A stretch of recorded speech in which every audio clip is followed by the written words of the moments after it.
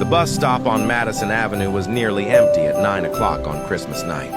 Most of the city had retreated indoors hours ago, gathered around trees and tables, surrounded by family and warmth. But Andrew Sterling sat alone on the cold bench, his expensive navy suit offering little protection against the December wind, a paper coffee cup cooling in his hand.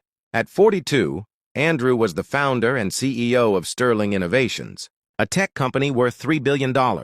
His face had been on the cover of Fortune magazine twice.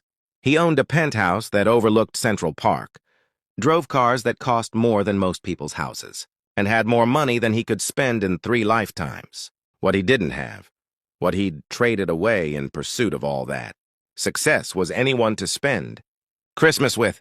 His parents had passed away years ago.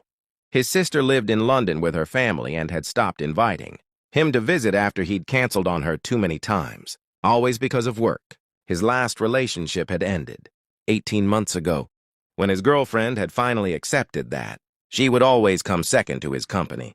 So Andrew had spent Christmas Day the way he spent most days, in his office, working on a presentation, reviewing quarterly projections, planning the next acquisition. When he'd finally looked up from his laptop, it was dark outside, and he'd realized he'd forgotten to eat. He'd walked to the nearest place still open, gotten coffee and a sandwich he'd barely tasted, and now he was sitting at a bus stop because he couldn't face going back to his empty apartment just yet. The Christmas tree visible across the street glowed with white lights, mocking him with its beauty. Somewhere nearby, he could hear laughter from a restaurant still serving late diners, the sounds of life, of connection, of everything he'd somehow lost along the way. "Excuse me, mister?" The small voice startled Andrew out of his thoughts. He looked down to find a little boy standing in front of him, maybe 4 years old, with curly brown hair and wearing a red sweater that had seen better days. His jeans were worn at the knees and his shoes were scuffed, but his eyes were bright with that particular hopefulness that only children possess. "Yes?" Andrew said, his voice rougher than intended from disuse. He hadn't spoken to anyone all day. The boy studied him with the frank assessment of childhood. "Are you sad? You look really sad." Andrew felt something catch in his chest. "I'm fine. Are you here alone? Where are your parents?" "My mom's inside." The boy pointed to a small convenience store a few doors down. "She's trying to see if they have any food left." "We're hungry." He said this matter-of-factly without self-pity, just stating a truth. "I'm Charlie, by the way." "Andrew?" He found himself shaking the small hand that was extended to him, surprised by the child's confident manner. Charlie sat down on the bench beside him, uninvited but somehow not unwelcome. "It's Christmas," he announced, as if Andrew might not be aware. "Did you get any presents?" "No," Andrew admitted. "Did you?" Charlie shook his head, and for the first time, his cheerful demeanor cracked slightly. "Mom said Santa forgot us again this year, but I think—" He lowered his voice conspiratorially. "I think it's because we don't have a house right now. We've been staying at different places. Maybe Santa couldn't find us." The words hit Andrew like a physical blow. This child, this bright, hopeful little boy, was homeless on Christmas night, and he was trying to make sense of why he'd been forgotten. "Where have you been staying?" Andrew asked gently. "Sometimes at shelters, sometimes with Mom's friend, but she said we can't stay anymore because her boyfriend doesn't like kids." Charlie swung his legs, too short to reach the ground. "Tonight we're going to take the bus somewhere. Mom says she has a plan, but she's been crying a lot. She tries to hide it, but I know." Andrew felt something shifting inside him, something that had been frozen for years beginning to thaw. "What's your mom's name?" "Jennifer." "Jennifer Parker. She's really nice, and she works really hard. She had a job at a restaurant. But they closed down 2 weeks ago, and now she's trying to find a new one. But it's hard because she has to take care of me and—" Charlie stopped abruptly, as if realizing he'd said too much. "Are you going to call the police?" "What? No, why would I call the police?" "Sometimes people do when they find out we don't have a home. They think Mom's a bad mom, but she's not. She's the best mom. We just had some bad luck." Andrew's throat tightened. "I'm not going to call the police, Charlie.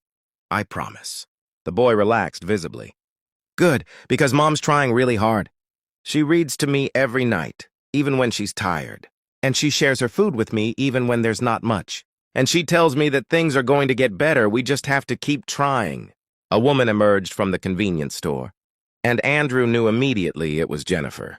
She was young, maybe 30, with light brown hair pulled back in a ponytail, wearing a thin jacket that wasn't warm enough for the weather. She carried a small plastic bag and looked exhausted in a way that went bone deep.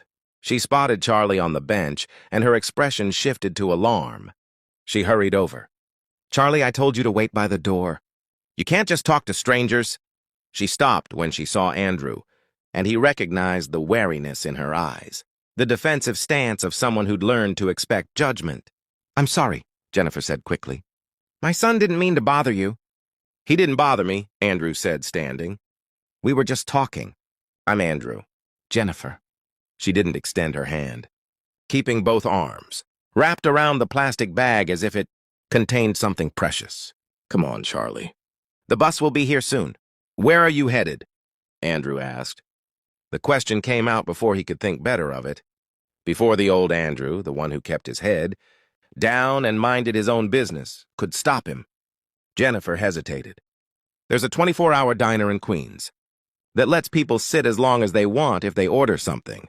We'll stay there tonight, and tomorrow I have a lead on a room for rent." Andrew looked at this woman, exhausted, scared but still standing, still fighting for her child, and he made a decision that would have shocked anyone who knew him. "I have a better idea," he said. "I have a guest room in my apartment. 2, actually. You and Charlie could stay there, just for tonight, somewhere warm and safe where you can actually sleep." Jennifer's eyes widened, then narrowed with suspicion. I can't.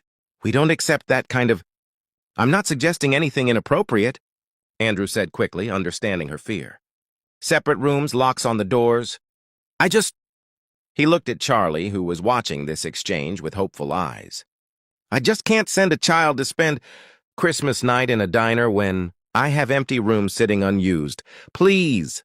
No strings attached. Just a safe place to sleep." "Why would you do this?" Jennifer asked, and Andrew heard the exhaustion in her voice, the bone tiredness of someone who'd been fighting too hard for too long. "You don't know us." "Because your son asked me if I was sad, and I am. I've been sad for years, I think. But I buried it under work and success and telling myself that being alone was what I wanted." Andrew surprised himself with his honesty. "And because it's Christmas, and no one should spend it hungry and scared. And because—" He paused, trying to articulate something he was only just beginning to understand. "Because I think maybe I needed someone to remind me what really matters." Jennifer stared at him, trying to read his intentions, trying to assess whether this was safe or dangerous. Charlie tugged on her jacket. "Mom, I'm really cold." "And really tired. Can we please?" The simple plea from her child decided it. Jennifer nodded slowly. "Just tonight. And we'll leave first thing in the morning." "That's fine," Andrew agreed. He gestured to a waiting taxi. "My apartment is just a few blocks away."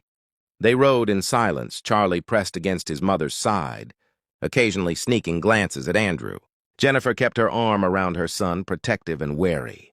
Andrew found himself hoping his apartment wouldn't intimidate them, that they wouldn't feel uncomfortable in his world of luxury. The doorman greeted Andrew with surprise. Mr. Sterling almost never came in through the main entrance, and certainly never with guests. But he was professional enough not to comment, simply holding the door and wishing them a Merry Christmas. In the elevator, Charlie's eyes grew wide. "We're going really high up." 28th floor, Andrew confirmed. "There's a good view of the park." The apartment was exactly as Andrew had left it that morning. Pristine, impersonal, more like a hotel suite than a home. He saw Jennifer taking it in, saw her shoulders tense at the obvious wealth on display. "I know it's a bit much," Andrew said. "I'm not here often enough to make it feel like an actual home." "It's beautiful," Jennifer said quietly. "We'll be very careful. We won't break anything." "I'm not worried about that." Andrew showed them to the guest rooms, 2 bedrooms side by side, each with its own bathroom. He grabbed fresh towels, found some of his own clothes that Jennifer could sleep in. "There's food in the kitchen. Help yourselves to anything. I'll be down the hall if you need anything." Charlie was already exploring his room, delighted by the soft bed and the view of the city lights. Jennifer stood in the hallway, looking overwhelmed. "Thank you," she said, and her voice cracked.